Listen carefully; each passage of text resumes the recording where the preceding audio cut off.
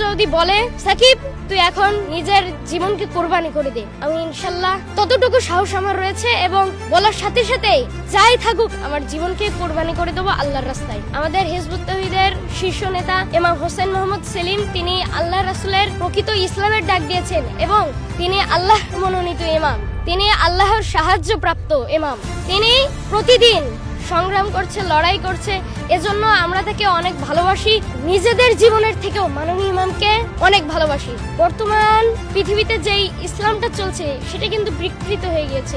আল্লাহ রাসূলের সেই 1400 বছর আগের ইসলাম নেই, তার কারণে এই গোটা পৃথিবীতে শান্তি নেই এবং সেই শান্তি ফিরিয়ে আনার জন্যই আমরা যদি ঐক্যবদ্ধ হয়ে কাজ করি তাহলে ইনশাআল্লাহ আশা করা যায় আমরাই দিন প্রতিষ্ঠা করতে পারবো এবং আল্লাহ রাসূলের সেই 1400 বছর আগের ইসলাম প্রতিষ্ঠা করতে পারবো। হযরত মুহাম্মদ সাল্লাল্লাহু আলাইহি ওয়াসাল্লামের যুগে একজন সাহাবী ছিলেন, সম্ভবত হযরত আলী রাদিয়াল্লাহু তাআলা আনহু, তিনি কিন্তু 11 বছর বয়সী তো আল্লাহর দ্বীন গ্রহণ করেছে।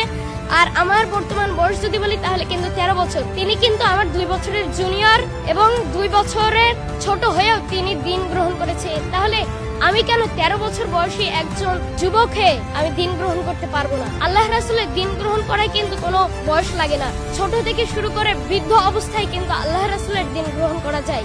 আমি 11 বছর বয়সে দ্বীন গ্রহণ করেছিলাম এবং মাননীয় ইমামের হাত থেকে আমি এই দ্বীনটা পেয়েছি। সেটা ছিল 2023 সালে। সেই সময় আমি ক্লাস 5-এ পড়তাম।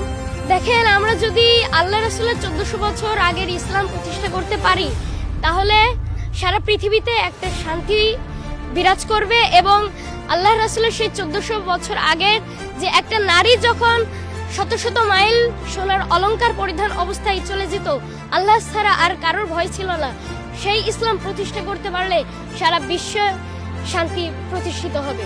এখন আমাদের লক্ষ্য হচ্ছে আল্লাহ রাসূলের সেই দ্বীন প্রতিষ্ঠায় আমরা কাজ করছি এবং ইনশাআল্লাহ আমরা একসময় সফলতা অর্জন করব।